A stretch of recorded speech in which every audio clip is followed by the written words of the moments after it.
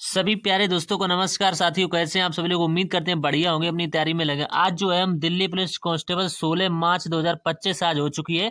तो इसी में आज जो अंकित सर के में वीकली मॉक टेस्ट आता हुआ संडे टू संडे, तो उसी का सोल्यूशन करते हैं।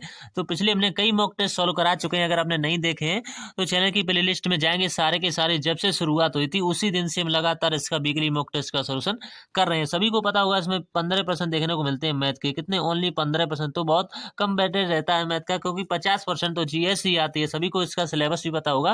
तो जो भी साथी आने वाले समय में ऐसी तैयारी करना चाहते हैं और आरडब्ल्यू के मॉक टेस्ट से रिलेटेड या किसी भर्ती से रिलेटेड अंकित सर के ऐप से जो भी मॉक टेस्ट का सोल्यूशन हुआ, हर भर्ती का इसी चैनल पर देखने को मिलता है। तो चैनल को सब्सक्राइब जरूर कर लिए। आने वाले समय में ऐसी वीडियो आपको देखने को मिलती रहती है। तो ठीक, तो यहाँ से टेस्ट को स्टार्ट कर लेते हैं। देख लेते हैं इसमें किस किस तरह के प्रश्न पूछे गए हैं। देखो, आपको दिखा देना चाहते हैं कि किस तारीख का हम सोल्यूशन करते हैं। तो यहाँ से आप देख सकते हैं, ठीक, 16 मार्च 2025 वाला। ठीक, तो आगे बढ़ लेते हैं और एक बात कर लेते हैं। जो भी साथी यकीन बैच लेना चाहते हैं, अंकित सर के ऐप में जो भी लॉन्च किया गया, इसका जो है प्राइस 799 रुपये रखा गया था। छूट में जिन्होंने बच्चों ने ले लिया होगा उनको 640 में मिल गया होगा। लेकिन हम इसका जो बैच देंगे वो हर गरीब बच्चे का ध्यान में रखें, बिल्कुल ना के बराबर प्राइस में ये बैच मिलने वाला है। जो भी साथी लेना चाहें इस नंबर पर आपको अमेजी बिल्कुल कंप्लीट बैच मिलेगा। आराम से तैयारी कीजिए, कोई किसी बात की कोई झंझटबाजी नहीं होगी आपके साथ। तो ठीक, बहुत ही अच्छे तरीके से इसमें सारी क्लासें चाहिए। इसमें अभी 2.2 भी इसका आएगा, जब इसकी सितंबर में वैकेंसी आ जाएगी तब वो भी आपको मिल जाए। तो ओनली मिल जाएगा 49 रुपये में। जो भी साथी लेना चाहें 49 रुपये पे करने पड़ेंगे और इस नंबर पर आपको एमएससी करना है बस। तो आपको हम बता देंगे कहाँ पर पे करना है और आसानी से इसमें सब कुछ मिलेगा। पीडीएफ भी मिलेगा, आपको नोट्स भी मिलेगा और अच्छे तरीके से ये बैच बिल्कुल आपको मिल जाएगा। सो ठीक, और आगे बात कर ले। जो भी साथी यानी एक बात और यहाँ से कहेंगे, जो भी साथी ये तो यकीन बैच हुआ अंकित सर के ऐप से, जैसे योद्धा 2.2 हुआ या किसी भर्ती की आप तैयारी कर रहे हैं, तो सारे के सारे बैच आपको यहाँ से मिलेंगे। ये स्टैटिक जीके की बुक और किसी भी ये पीडीएफ है जो इसकी अपडेटेड बुक है। नवीन सर के द्वारा इसको अपडेट किया था इसी 2025 में। तो इसमें जो अपडेट करके बहुत अच्छे इसमें सवाल डाले गए थे। ये भी आप लेना चाहें तो उसी पर आपको एमएससी करना है, या इससे रिलेटेड जैसे रेलवे हुआ, किसी भर्ती की आप तैयारी कर रहे हैं तो उसमें जैसे पीडीएफ हुआ रेलवे एनटीपीसी की, किसी भी बुक की आपको पीडीएफ चाहिए तो आपको सभी पीडीएफ वहीं पर मिलेंगे। तो ठीक, तो देख लेते हैं पहला प्रश्न किस तरह से पूछा गया था। ठीक, तो पहले प्रश्न में यहाँ पर दिया हुआ कि 19 पे पावर 19 दिया हुआ प्लस 20 को 18 से विभाजित किया जाए तो शेषफल क्या बचेगा। देखो, इसको पूरा लिख के आपको समझा। देखो, 19 पे पावर कितना दिया? 19 पे पावर 19 दिया हुआ है। ठीक, प्लस का 20 दे रखा है। ठीक, प्लस का 20 और बटे का कितना दे रखा है? 18, क्योंकि 18 से हमें भाग लगाना है। अब देखो, इसमें मैं भाग लगाना है तो यहाँ से कितना हमको शेष मिलेगा। अब देखो, इसको तोड़िएगा तो इसको क्या लिख सकते हैं? 1 प्लस का 18 लिख सकते हैं यहाँ से, तभी जाकर के 19 होगा। 1 प्लस का 18 पे पावर कितनी? क्योंकि 19 को किसी में टूटेगा नहीं तो ये इसी में टूट पाएगा। तो 19 की पावर 19 हो जाए प्लस यहाँ से। अब 20 को तोड़िए तो इसमें तोड़ेंगे 18 प्लस का 2 में तोड़िएगा। ठीक, 18 प्लस का 2 में। अब इसको जो है भाग दीजिएगा किससे? 18 से देना पड़ेगा। ठीक, 18 से। अब देखो, यहाँ से भाग देंगे तो 18 से ये मान के चलिएगा कितना यहाँ से बचेगा? ऊपर एक बचेगा। 18 का 18 1 19, तो एक यहाँ से ले लिया। यहाँ से देखो 18 से 18 में देंगे कुछ नहीं बचे, लेकिन ऊपर 2 शेष बच जाएगा तो 2 लीजिएगा। बट्टे का कितना लिखेंगे? 18 लिखेंगे। अब जोड़ दीजिएगा, कितना बचेगा? 3। 3 बट्टे का 18। अब देखो, शेष क्या जो ऊपर वाला होता है भाई हमारा शेष होता है। तो उसमें देखो शेष क्या बचा हुआ है, इसमें जो शेष बचा हुआ है वो 3 शेष बचा हुआ है। ठीक, हम यहाँ पर लिख भी देते हैं कितना शेष बचा हुआ है। 3 शेष बचा, तो 3 ऑप्शन नंबर पहले में दे रखा है, ये इसका बिल्कुल सही जवाब होगा। अब नेक्स्ट क्वेश्चन, अगला सवाल इसके बाद में देखते हैं। किसी आयत के विकर्ण की लंबाई 26 सेंटीमीटर और एक भुजा की लंबाई 10 सेंटीमीटर, तो आयत का क्षेत्रफल आपसे पूछ। देखो, आयत आपको बना के, आयत और वर्ग में आप अंतर समझिएगा। ठीक, ये आपका आयत है, ये आमने सामने की भुजाएं इसकी बराबर होती हैं, वर्ग में चारों भुजाएं बराबर होती हैं। ठीक, अब इसका कोई एक विकर्ण दे रखा है हमको कितना? 26 सेंटीमीटर। ठीक, अब आपको ट्रिपलेट याद होगा तो ये सवाल मात्र 1 सेकंड का है। वो ट्रिपलेट क्या होता है? कोई ज्यादा लंबा ट्रिपलेट नहीं होता। वो ट्रिपलेट जो होता है वो 10 24 और 26 का ट्रिपलेट होता है। 10 24 और 26 का। अब एक हमें कितनी भुजा दे रखी है? 10 सेंटीमीटर, तो 10 हम इसको मान लेंगे तो ये अपने आप कितने हो जाएगी? ये जो अपने आप हो जाएगी 24 सेंटीमीटर हो जाएगी। ठीक, तो ये ट्रिपलेट होगा। अगर आपको ये पता है तो 1 सेकंड का सवाल है ये। अब हमसे पूछा हुआ है आयत का क्षेत्रफल, तो आयत का क्षेत्रफल क्या होता है? लंबाई गुणा चौड़ाई होता है। बस 24 का 10 में गुणा कर दे तो 240 सेंटीमीटर इसका बिल्कुल सही जवाब हो जाएगा। तो आप ट्रिपलेट अवश्य याद करिए, नहीं तो आप पाइथागोरस लगा देंगे तब भी आ जाएगा। सॉरी, पाइथागोरस लगा दीजिएगा तो बहुत जल्दी इसका आंसर आ जाएगा। ठीक, थोड़ा सा टाइम लगेगा, आसानी से आ जाएगा। नेक्स्ट क्वेश्चन, 35 संख्याओं का औसत कितना दे रखा है हमें? 6 दे रखा है। प्रथम 18 संख्याओं का औसत 4 है, अंतिम 18 संख्याओं का औसत 9 है, तो मध्य की संख्या आपसे पूछी। देखो बहुत अच्छा सवाल, जब भी ऐसा सवाल आए हमने आपसे कई बार कहा है कि इस औसत बराबर पदों का योग बटे पदों की संख्या होता है। तो देखो ये कितने आसान तरीके से इससे बन जाएगा। तो देखो 35 हमें संख्याएं दे रखी थी, 35 संख्याएं, औसत इनका कितना है? 6, तो उनका योग कितना हो जाएगा? ऐसे गुणा कीजिएगा तो 210 जो है इनका योग हो जाएगा। फिर कितनी संख्या? प्रथम 18 संख्या है और इनका जो है औसत कितना है? 4, तो इनका योग कितना? 18 चौक 72 हो जाएगा। ठीक, 18 चौक 72। इसके बाद अगला जो है 18 संख्याओं का औसत जो है 9 है, तो इनका योग कितना हो जाएगा? तो 18 नंबर कितना होगा? 162 यहाँ से हो जाएगा। अब मैं मध्य की संख्या, तो इन दोनों को जोड़िएगा, इन दोनों को जोड़ लेंगे यहाँ से, तो 2 2 4 हो जाएंगे। यहाँ से 6 13 की 3 यहाँ से, ठीक, हासिल का 1 हो जाएगा, तो 1 और 1 2 यानी 234 हो जाएगा। अब 234 को इसमें से माइनस कीजिएगा तो 234 यहाँ से लिखिएगा। ठीक, 234 लिखना है, 234 यहाँ से लिखेंगे और इसमें से 210 को माइनस कीजिएगा। ठीक, तब जाकर के आपकी मध्य की संख्या निकल के आ जाएगी। तो यहाँ से घटाएगा 4, यहाँ से घटाएगा 2, तो 24 जिस ऑप्शन में दे रखा होगा भाई आपका सही जवाब होगा। ठीक, तो 24 ऑप्शन नंबर बी में दे रखा है, यही इसका बिल्कुल सही जवाब रहने वाला। अब नेक्स्ट क्वेश्चन, अगला सवाल इसके बाद में, साधारण ब्याज की किस दर पर कोई धनराशि 12 वर्षों में दोगुनी हो जाएगी? तो मान लीजिए का मूलधन कितना है आपका? मूलधन है आपका 1 है, तो मिश्र धन यहाँ से कितना हो जाएगा? तभी तो दोगुना होगा। तो मिश्र धन यहाँ से कितना रहा होगा? 2 रहा, तो ये इसका दोगुना होगा। तो यहाँ से ब्याज कितने का मिला? 1 का ब्याज मिलेगा। तो साधारण ब्याज और मूलधन कितना है? 1, मूलधन गुणे दर यहाँ से कितनी दे रखी है हमें निकालनी, तो दर गुणे समय यहाँ से कितना दे रखा है? 12 वर्ष का, तो 12 लिख दिया। ठीक है, बट्टे का कितना करेंगे? 100 करेंगे बस। अब इसको कटा दीजिए, यहाँ से कटाइएगा 6 बार कटेगा, यहाँ से कटेगा 50 बार कटेगा, और ये भी 2 से कट जाएगा। यहाँ से 3 बार कटेगा, यहाँ से कितनी बार कटेगा? 25। और अब इसका जो है कैंची का गुणा होगा, तो 3 जो है ये बटे में आ जाएगा। तो 25/3 को क्या ले सकते हैं? 25/3 का मतलब ये होता है 8 3 24, 1 25 बटा 8 3 24 और 1 25/3, यही सो इसका मतलब होता है। ठीक, इसको लिख सकते हैं कि 8 सही का 1/3% में। ठीक, तो यही इसकी दर रहने वाली है, तो यही इसका बिल्कुल सही जवाब हो जाएगा। अब नेक्स्ट क्वेश्चन है, अगला सवाल इसके बाद में, क्वेश्चन नंबर 5 देखो किस तरह से बनेगा। देखो क्वेश्चन नंबर 5 में क्या करेंगे? रुपए 500 खर्च किए, उसने जो है उसे जो है 4000 में बेच दिया, उसे कितने % का लाभ हुआ? रुपए 500 खर्च किए और उससे जो है 4000 में बेच दिया, तो उसका कितने % का लाभ? देखो इसमें सवाल थोड़ा सा ऊपर हमने किया था, तो थोड़ा सा मिसप्रिंट हुआ। इसमें हम देखो आपको पढ़ के बता देते हैं। क्वेश्चन नंबर 5 में ये कहा गया कि 2000 रुपए में मान लीजिए उसने कोई चीज खरीदी और 500 रुपए जो उसकी मरम्मत पर और खर्च करी, तो 2000 तो उसका जो कैश हुआ था, तो 2000 ले लीजिए, और उसने जो 500 इसकी मरम्मत पर खर्च किए हैं, तो उसका ओवरऑल सीपी क्या रहने वाला है वो देख लीजिए। तो 0 यहाँ से 0, यहाँ से 5, यहाँ से 2, यानी 2500 रुपए उसका जो है ओवरऑल सीपी रहने वाला है। और कह रहे हैं उसको 4000 में बेच दिया। ठीक है, तो यानी एसपी रहा होगा ये। तो अब यहाँ से कटा लीजिए, तो 2 0 से 2 0 कट जाएंगे, 5 से कटाएगा तो 25 हो जाएंगे और 5 8 40 होंगे। तो 5 की वस्तु को आपने 8 में बेच दिया, तो आपको 3 का प्रॉफिट हुआ है। ठीक है, 5 पर हुआ है, परसेंट ने पूछा हुआ, इंटू का 100 कर दीजिएगा। ठीक है, 5 से कटेगा 5 दूनी का 10 है 0, तो 20 3 60% जो है इसका बिल्कुल सही जवाब रहने वाला है। ठीक, 60%। तो ऐसे थोड़ा सा सवाल मिसप्रिंट हुआ है, हमने आपको समझाते हुए बता दिया। ठीक, तो पढ़ करके अब आपको कोई समस्या नहीं हुई।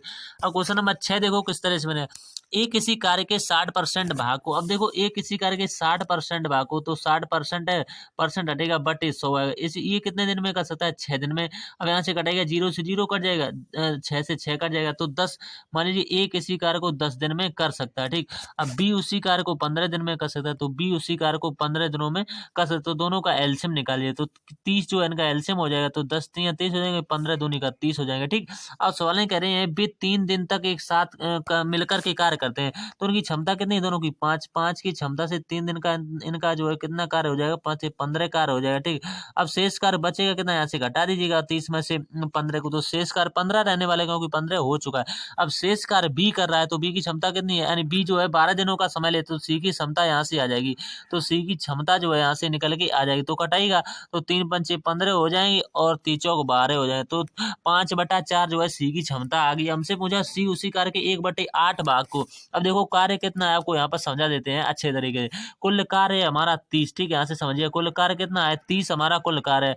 अब इसी का 1/8 हमसे पूछा हुआ, इसकी क्षमता कितनी है? 5/4, तो 5 यही रहेगा, 4 जो है ऊपर पहुंच जाएगा। अब 4 से कटेगा 4 दूनी का 8 हो जाएगा, 5 से कटेगा 5 छक्का 30 हो जाएगा। अब 6 से 2 से कटेगा तो कितनी बार कटेगा? 3 बार, तो 3 दिन लेगा। 3 दिन जिस ऑप्शन में दे रखा होगा भाई इसका सही जवाब होगा। तो इसमें क्वेश्चन नहीं करना था, बहुत सिंपल सा सवाल था, थोड़ी लैंग्वेज बड़ी थी, तो सभी का एलसीएम निकाला हमने आसानी से, उसमें जो 2 दिन यहाँ से लिए हुए इन्होंने 3 2 5 की क्षमता से 3 दिन का इतना कार्य कितना होगा 15, अब शेष कार्य कितना बचेगा 15, अब शेष कार्य कर रहा है बी कितने सी कर रहा है कितने दिनों में 12 दिनों में, तो इसकी क्षमता यहाँ से निकल आएगी 5/4, तो इसी में डिवाइड कर दिया, बस इसका आंसर निकल गया आगे। अब देखो क्वेश्चन नंबर 7 किस तरह से बनेगा।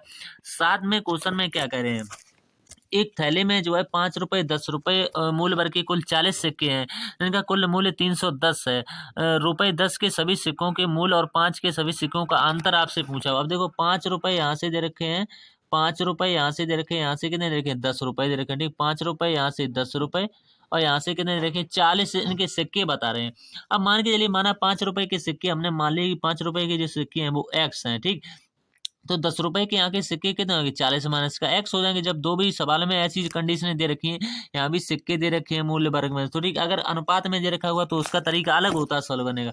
तो इसका जो तरीका वो तो होता है वो इसी तरह से सॉल्व किया जाए। अब अकॉर्डिंग दिस क्वेश्चन जाइए अब, ठीक। तो यहाँ से लिखिएगा 5x, ठीक। यहाँ से हम एक्स लगा सकते हैं, कोई बड़ी बात नहीं है, ठीक। तो यहाँ से लगा लीजिए 5x प्लस का 10, ठीक 5x प्लस का 10 यहाँ से लगेगा, फिर ये लिखिएगा 40 और माइनस का x, ठीक 40 माइनस, ये 10 रुपए के सिक्के रहने वाले हैं, ठीक बराबर का। अब जो हमें कुल मूल्य वर्ग दे रखा है वो कितना दे रखा है 310 दे रखा, बस इसके बराबर में रख दीजिएगा। अब यहाँ से गुणा कीजिएगा तो 5x आ जाएगा प्लस इसका इसमें कीजिएगा तो 10 चौक कुछ कितना होगा 400 हो जाएगा, ठीक 400 माइनस का यहाँ से कितना आएगा 10x हो जाएगा।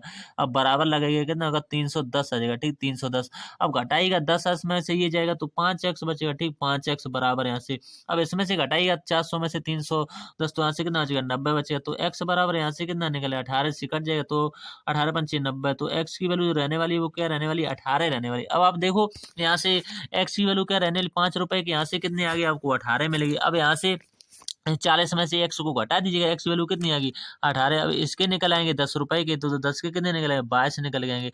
अब देखो ओवरऑल आपको निकालना पड़ेगा, तो 5 इंटू का 18 कीजिएगा, यहाँ पर रखना पड़ेगा पूरा मान। तो अगले पेज पर आपको बता दें, देखो 5 और इंटू का करेंगे 18, ठीक पहले हमने 18 निकाला तो 5 इंटू 18 यहाँ से कितना आएगा 90 आ जाएगा। फिर 10 के कितने 10 के हमारे पास 22 निकलेगा, तो 22 का यहाँ से गुणा करा दीजिए, ठीक तो 22 तो नहीं 22 दाएं कितने 220, तो इन्हीं का अंतर पूछा हुआ तो अंतर कर दीजिएगा, तो कितना बचेगा 130 बचेगा। तो अंतर जो रहने वाला है वो 130 सिक्कों का अंतर इसमें देखने को मिलेगा। तो 130 जिस ऑप्शन में दे रखा होगा भाई इसका सही जवाब। अब नेक्स्ट क्वेश्चन नंबर 8 देखो किस तरह से बनेगा। क्वेश्चन नंबर 8 में यदि ब्याज की गणना अर्धवार्षिक चक्रवृद्धि ब्याज से पूर्णांकित के निकटतम दी गई हो तो 7200 की राशि पर 20% की वार्षिक दर से 18 महीने के लिए चक्रवृद्धि ब्याज रुपए में कितना। देखो बहुत बढ़िया सवाल, जब भी अर्धवार्षिक रूप से कहता है तो दर आधी हो जाती है, तो अभी दर कितनी है 20/2 हो जाएगी, दर आधी कितनी होगी 10% की, तो दर रहेगा उस समय हो जाता है वो 2 गुना हो जाता है। तो 18 में 2 का गुणा कर देंगे तो कितने माह निकल के आ जाएंगे 36 माह निकल। 36 माह का मतलब क्या होता है 3 साल, क्योंकि 12 एक साल में 12 महीने, तो दोबारा 36 यानी कि 3 साल का समय यहाँ से रहने वाला है, ठीक तो 36 माह को ले सकते हैं 3 साल। अब 10% की फ्रैक्शन वैल्यू क्या होती है 1/10, तो 10 से 11 करना पड़ेगा, वो भी कितनी बार करना पड़ेगा 3 बार, क्योंकि 36 माह में कितनी सालें बैठेंगी 3 सालें बैठेंगी, तो 10 से 11, ठीक 10 से 11 होगा 3 बार होगा, ठीक 10 से 11। अब देखो यहाँ से ओवरऑल गुणा कीजिएगा तो यहाँ से कितना आएगा 1000 आएगा, ठीक यहाँ से 1000 आएगा, यहाँ से कीजिएगा यहाँ से कितना आएगा 13 31 आएगा, 11 का क्यों कितना होगा 13 31। अब हमने आपसे कई बार कहा ये हमेशा मूलधन होता है प्रिंसिपल, ये हमेशा हमारा मिश्र धन होता है, और इनके बीच का अंतर ये हमेशा कंपाउंड इंटरेस्ट यानी कि चक्रवृद्धि ब्याज होता है। अब देखो हमें क्या दिया हुआ, जो भी चीज हमें सवाल में दी जाती है उसी के बराबर में हमें लिखना पड़ता है। तो हमें सवाल में मूलधन दे रखा है, तो हमारे हिसाब से मूलधन 1000 है, और सवाल में यहाँ से 7200 दे रखे, तो 1000 इसके बराबर में लिखना पड़ेगा, ठीक। और बटे हमसे पूछा हुआ है इसका अंतर, यानी कि हमसे चक्रवृद्धि ब्याज पूछा हुआ तो उनका ये अंतर कर दीजिएगा, तो उनका अंतर कितना 331 का अंतर है। अब कटा दीजिएगा 1 2 2 0 से 2 0। अब इसका इसमें गुणा कराइएगा, तो इसमें गुणा इसमें कराएंगे और उससे भाग दे देंगे किसमें, इससे भाग दे देंगे 10 से, यानी पॉइंट लग जाएगा बाद में। तो यहाँ से देखो पॉइंट किस तरह से लगेगा, हमें लास्ट में कितना लाना है, हमें लास्ट में लाना है 2 लाना है, तो लास्ट में 2 ना इस ऑप्शन में मिल रहा है ना इस ऑप्शन, तो सी या डी में से किसी ना किसी ऑप्शन में मिल रहा है। जब आप गुणा करें तो कितना मिलेगा 23, देखो यहाँ से लेके देखिए 23 आएगा, ठीक 23 यहाँ से 8 यहाँ से 3 और पॉइंट लग जाएगा 2, तो ये इसका सही जवाब रहने वाला है, ठीक 2383.2, ठीक। अब नेक्स्ट क्वेश्चन इसका अगला सवाल, ये देखो बोर्ड मास पर किस तरह से बनेगा।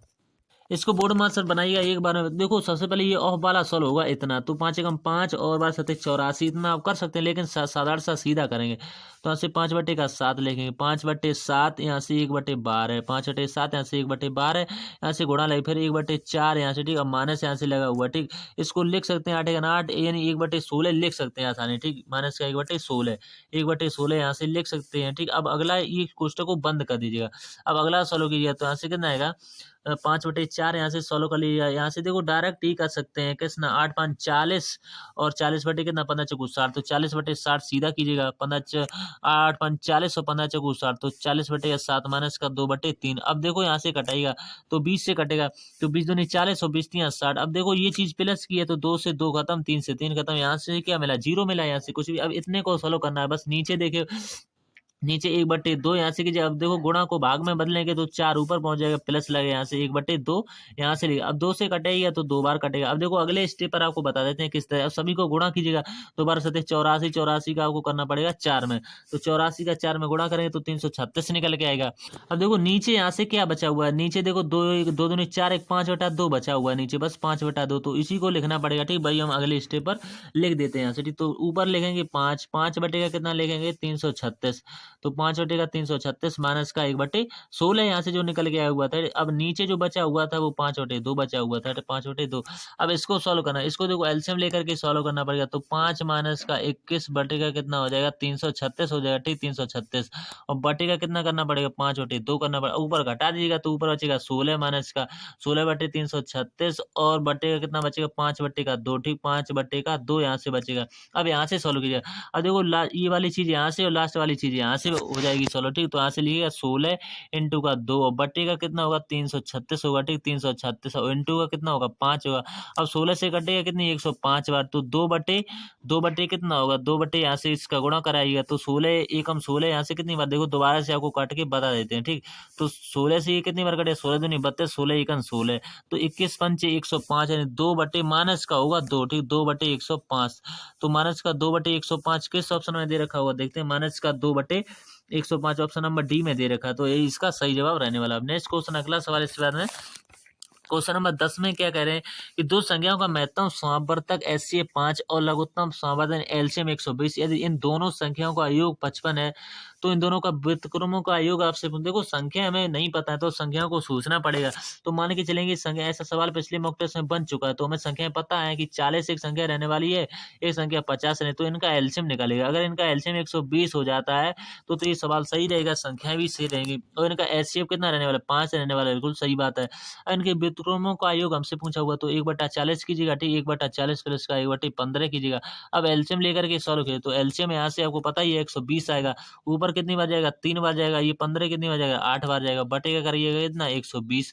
अब देखो यहाँ से लिख सकते हैं 11/120, तो 11/120 जिस ऑप्शन में दे रखा होगा भाई इसका सही जवाब होगा। अब नेक्स्ट क्वेश्चन अगला सवाल इसके बाद में क्वेश्चन नंबर 11, 4 मित्रों ABCD ने किसी व्यवसाय में क्रमशः 3:7:9:13 के अनुपात में निवेश किया। यदि सी के लाभ का हिस्सा 8,910 है तो बी के लाभ का आपको कुल हिस्सा से पूछा गया। अब देखो सभी का हमें दे रखा है कितना 8,910, ठीक। 8,910 बटे अनुपात योग कीजिएगा, हमें सी का दे रखा है तो सी का यहाँ से 9 है, तो 9 से डिवाइड। हमसे पूछा हुआ है ए और बी का, तो ए बी का कितना होगा 7 3 10, तो 10 से गुणा करें। अब 9 से कटेगा पूरा पूरा, 9 में 81, 9 में 81 और 2 0, 9900 जो है इसका बिल्कुल सही जवाब रहने वाला है, ठीक। 9900। नेक्स्ट क्वेश्चन अगला सवाल इसके बाद में क्वेश्चन नंबर 12 देखो किस तरह से। नंबर 1, एक मेज को 800 रुपए में एमआरपी पर 10% की छूट पर खरीदता है, यदि वह इसे 900 में बेचता तो उसका लाभ परसेंट पूछा हुआ है।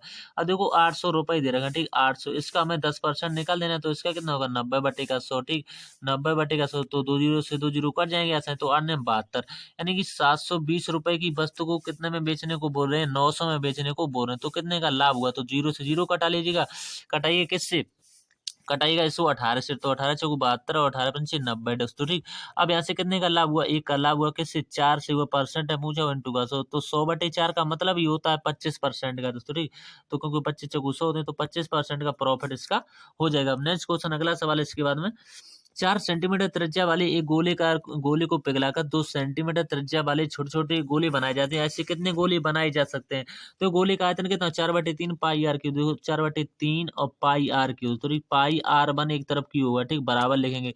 फिर लिखेंगे 4/3 और पाई आर टू क्यूब, तो पाई आर टू का क्यूब होता है। अब देखो इस ये पूरा कैंसिल, अब दोनों का मान रखिएगा, यहाँ से हो जाएगा 4 का क्यूब, तो 4 इंटू का 4 इंटू का 4 3 बार करना पड़ेगा। हम मान के चलते हैं कि एन गोले बनाए जा सकते हैं। फिर इसमें कितना दिया हुआ है 2 सेंटीमीटर, तो 2 का क्यूब कर दीजिएगा। हम डायरेक्ट लिख सकते हैं 2 का क्यूब 8 होता है, 4 का क्यूब कितना होता है 64, तो 64 बटे ये कितना होगा 64 बटे 8 आएगा, बटे में ये एन की वैल्यू रहने वाली है, ठीक, एन, तो 8 से कट जाएगा, तो 8 जो है गोले बनाए जा सकते हैं। तो 8 ऑप्शन नंबर पहले में दे रखा है। नेक्स्ट क्वेश्चन, अगला सवाल, दो व्यक्ति पी और क्यू एक दूसरे से 844 मीटर की दूरी पर हैं। वे दोनों क्रम से 12 मीटर सेकंड और 8 मीटर पर सेकंड की चाल से समान दिशा में साइकिल चलाना शुरू करते हैं। कितने समय में पी क्यू को ओवरटेक करेगा? और देखो पी यहाँ से दिया हुआ है, यहाँ से क्यू, इनके बीच की दूरी मान के चलिए कितनी दे रखी है 844 की दे रखी है, ठीक, 844 मीटर की दे रखी, ठीक। अब दोनों क्रम से दोनों 12 मीटर पर सेकंड और 8 मीटर सेकंड समान दिशा, जब भी समान दिशा होती है तो यही चालों यानी घट जाती हैं, तो इनका अंतर कितना रहने वाला है 4 का रहने वाला है। तो 844 को आप 4 से डिवाइड कर दीजिए, क्योंकि हमसे पूछा समय, तो समय बराबर क्या होता है दूरी, दूरी सवाल में दे रखी है 844 की, समय बराबर दूरी बटे चाल भी दे रखी है कितनी 4 की, क्योंकि अंतर आप 4 से घटाएगा, तो 4 दूनी का 8, 4 एकन 4, 4 एकन 4, यानी 211 सेकंड में आया हुआ। अब हमें पूछा हुआ मिनट में दे रखा, तो ये कितनी मिनटें हो सकती हैं 3 मिनट है, 3 मिनटें कितनी 31 सेकंड हो सकती, 3 मिनटें 31 सेकंड, 3 मिनट और 31 सेकंड वाला जिस ऑप्शन दे रखा होगा वही इसका सही जवाब होगा। अब लास्ट सवाल है इसके बाद में, एक व्यक्ति अपनी मासिक आय का 40% खर्च कर, देखो इसमें एक होता है आय, ठीक, एक जो होता है वो आय होता है, एक व्यय या खर्च एक ही बात होती है, ठीक, व्यय या कहें हम खर्च एक ही बात होती है, व्यय या खर्च, और एक जो होता है वो बचत होता है, ठीक, एक बचत मान के चलिएगा। अब यहाँ से कोई आय जो है 100% होती होगी, उसमें कह रहे 40% खर्च करता है, तो 40 खर्च कर देता है, तो बचाता कितना होगा 60% बचाता होगा, ठीक। अब सवाल आगे पढ़िए, इसमें कह रहे हैं कि उसकी आय में जो है मासिक आय में 15%, तो इसमें साधारण सी वृद्धि हो जाएगी 15%, तो 115 हो जाएगी, क्योंकि 100 से कोई चीज़ हमेशा कम और ज़्यादा आसानी से हो जाती है। तो ऐसे, और फिर बाद में सवाल में कह रहे हैं कि और उसके व्यय में 22 की कमी हो जाती है, तो इसके व्यय में 22 की कमी कीजिए, तो 40 का हमें निकाल देना 78, क्योंकि 100 में से घटाइए तो 78 बटे 100 इसका निकाल दीजिए, तो यहाँ से दशमलव में निकले 31.12 आएगा, ठीक। तो यहाँ से नई बचत क्या रहने वाली है, इसमें से घटा दीजिएगा, तो नई बचत जो रहने वाली है वो रहने वाली है 83.8 रहने वाली है। अब हमसे पूछा उसकी बचत में कितने परसेंट की वृद्धि हुई, तो देखो 60 से कितने हुई 83.3 हुई, तो वृद्धि कितने की, तो वृद्धि जो हुई है वो 23.8 की हुई है, 23.8, और किससे हुई है 60 से हुई है, परसेंट पूछा हुआ इंटू का 100 का दे, बस इसी को सोल्व करना है। तो इसको सोल्व करना है तो एप्रोक्स में निकलेगा कितना 39.67 निकलेगा, उसको लिख सकते हैं 40%, ठीक। तो 40% की उसकी बचत में वृद्धि हुई, तो 40% वाला ऑप्शन इसका सही जवाब होगा। अगर आप ये पीडीएफ चाहते हैं तो टेलीग्राम पर जाइएगा, उसका लिंक जो है डिस्क्रिप्शन में मिल जाएगा, और आसानी से आप इसको नोट भी कर सकते हैं, तो ठीक, यानी सवालों को देख सकते हैं, नोट भी कर सकते हैं, ठीक। तो हमने देखो 15 सवाल 22 मिनट का समय लिया, आसान तरीके से बता दिए, ठीक।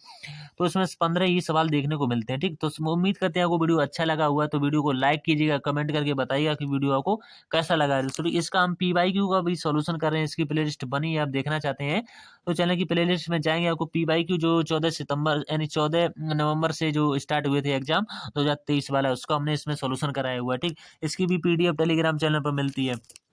तो जो भी साथी चैनल पर पहली बार विजिट कर रहे हैं वो चैनल को सब्सक्राइब जरूर कर लें, आने वाले समय में ऐसी वीडियो देखने के लिए, ऐसी वीडियो आपको देखने को मिलती रहती है, ठीक। तो मिलते हैं नेक्स्ट वीडियो में, तब तक के लिए धन्यवाद दोस्तों।